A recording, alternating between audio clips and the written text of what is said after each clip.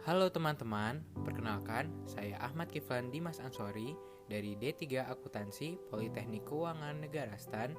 Pada video kali ini saya akan mencoba membahas tentang komponen perhitungan pajak penghasilan badan. Pada kesempatan kali ini saya akan mencoba untuk membahas 4 hal. Yang pertama tentang kompensasi kerugian, yang kedua tentang tarif PPh badan, yang ketiga tentang kredit pajak, dan yang keempat adalah tentang perhitungan PPh lebih atau kurang bayar.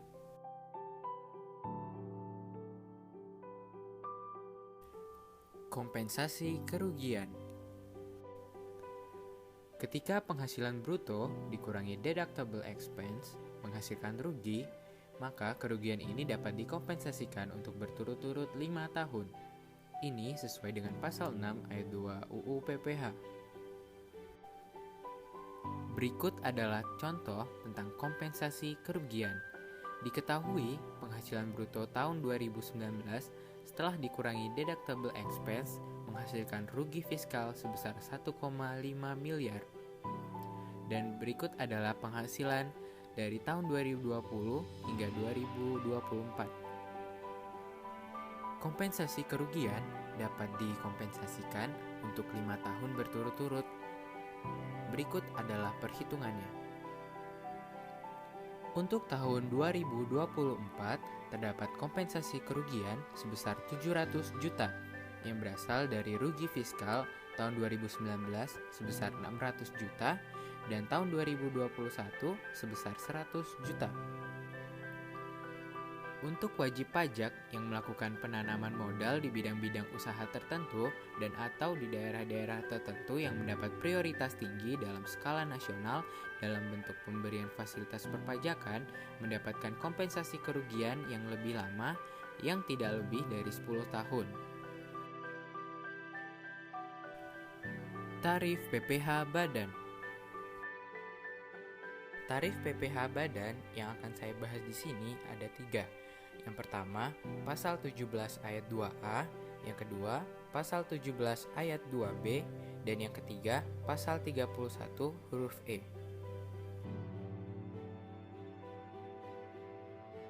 Pasal 17 ayat 2A. Tarif sebagaimana dimaksud pada ayat 1 huruf B menjadi 25% yang mulai berlaku sejak tahun pajak 2010. Contoh kasus.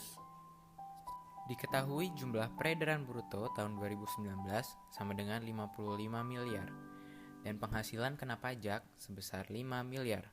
PPh terhutang sama dengan 25% dari 5 miliar sama dengan 1 miliar 250 juta. Untuk perlu diingat, tarif ini hanya untuk yang peredaran brutonya lebih dari 50 miliar. Pasal 17 ayat 2B. Pada pasal 17 ayat 2B ini memperoleh tarif sebesar 5% lebih rendah daripada 25%, yaitu 20%. Tarif ini dapat digunakan untuk perusahaan terbuka dengan syarat yang pertama, 40% sahamnya dijual di bursa efek.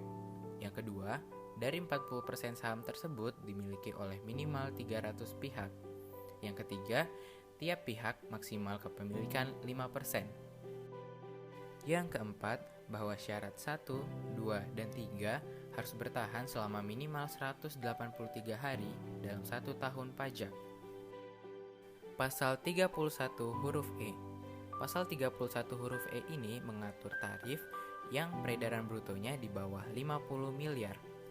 Untuk yang peredaran brutonya sampai dengan 4,8 miliar, untuk perhitungan PPh terhutang adalah sebesar 50% dikali 25% dikali penghasilan kena pajak. Untuk yang peredaran brutonya 4,8 miliar sampai dengan 50 miliar, perhitungan PPh terhutang adalah 50% dikali 25% dikali penghasilan kena pajak yang memperoleh fasilitas ditambah 25% dikali penghasilan kena pajak yang tidak memperoleh fasilitas. Selanjutnya kita akan membahas tentang penghasilan kena pajak yang memperoleh fasilitas, yaitu yang peredaran brutonya 4,8 miliar sampai dengan 50 miliar. Perhitungannya adalah 4,8 miliar dibagi peredaran bruto dikali penghasilan kena pajak. Diketahui jumlah peredaran bruto tahun 2019 sama dengan 30 miliar. Penghasilan kena pajak sama dengan 3 miliar. PPh terhutang dapat dihitung sebagaimana di sebelah kanan. Penghasilan kena pajak yang mendapat fasilitas dapat kita cari dari 4,8 miliar dibagi 30 miliar dikali 3 miliar. Mendapatkan hasil 480 juta. Untuk penghasilan kena pajak yang tidak mendapatkan fasilitas dapat kita cari dari 3 miliar dikurangi 480 juta. Lalu untuk penghasilan kena pajak yang mendapat fasilitas dikali 50% dikali 25%. Untuk penghasilan yang tidak mendapatkan fasilitas dikali 25% dan didapatkan hasil sebesar 690 juta. Sebagai tambahan, pemerintah di tahun 2020 ini mengeluarkan peraturan pemerintah pengganti Undang-Undang Nomor 1 Tahun 2020 tentang kebijakan keuangan negara dan stabilitas sistem keuangan untuk penanganan pandemi coronavirus disease 2019 atau COVID-19 dan atau dalam rangka menghadapi ancaman yang membahayakan perekonomian nasional dan atau stabilitas sistem keuangan. Di mana tarif pasal 17 ayat 2B yang awalnya 25% mulai tahun 2020 turun secara bertahap. Sebesar 22% untuk tahun pajak 2020 sampai 2021 dan sebesar 20% untuk tahun pajak 2022. Kredit pajak. Kredit pajak pada PPh Badan ini ada 4. Yang pertama, PPh Pasal 22 tentang kegiatan impor dan usaha di bidang lain. Yang kedua, PPh Pasal 23 tentang dividen, bunga, royalti, sewa, hadiah dan penghargaan, dan imbalan jasa. Yang ketiga, PPh Pasal 24 tentang penghasilan dari luar negeri. Dan yang keempat adalah PPh Pasal 25 yaitu pembayaran oleh wajib pajak. Untuk pajak penghasilan dari luar negeri yang dapat dikreditkan berdasarkan jumlah yang paling kecil antara yang pertama, pajak penghasilan luar negeri dengan ketentuan P3B. Yang kedua, pajak penghasilan luar negeri. Dan yang ketiga adalah jumlah tertentu. Jumlah tertentu dapat dicari dari penghasilan neto di negara A dibagi penghasilan kena pajak dikali PPh terhutang. Diketahui penghasilan dari luar negeri. Penghasilan dari negara A sebesar 2 miliar dan terdapat pajak penghasilan luar negeri sebesar 600 juta. Negara B rugi 1 miliar. Negara C mendapat penghasilan 1 miliar dan terdapat pajak penghasilan luar negeri sebesar 300 juta. Lalu kita akan menghitung PPh terhutang. Yang pertama, kita akan menjumlahkan penghasilan neto dari luar negeri. Di sini, kerugian di negara B tidak dapat digabungkan dalam penghitungan. Lalu, dikurangi kerugian di dalam negeri jika ada dan ditemukan jumlah penghasilan neto fiskal sebesar 3 miliar dan penghasilan kena pajak sebesar 3 miliar. Lalu, kita mencari PPh terhutang sesuai dengan pasal 17 ditemukan sebesar 750 juta. Lalu untuk PPh yang dapat dikreditkan sesuai dengan ketentuan tadi, kita akan mencari nilai yang paling kecil.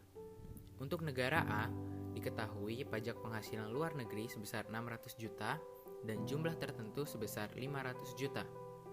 Untuk negara B, kerugian di negara B tidak dapat digabungkan dalam menghitung. Negara C, pajak penghasilan luar negeri sebesar 300 juta dan jumlah tertentu sebesar 250 juta. Selanjutnya, untuk PPh yang dapat dikreditkan dari negara A adalah 500 juta dan negara C 250 juta, sehingga total pajak penghasilan yang dapat dikreditkan sebesar 750 juta. Perhitungan pajak penghasilan lebih atau kurang bayar. Cara perhitungan penghasilan kena pajak bagi WPDN termasuk BUT adalah dengan cara biasa, yaitu berkewajiban untuk menyelenggarakan pembukuan. Berikut adalah formatnya. Terima kasih untuk yang telah menonton video saya. Semoga video ini menjadi bermanfaat. Dan jika ada kesalahan, mohon untuk dikoreksi. Terima kasih.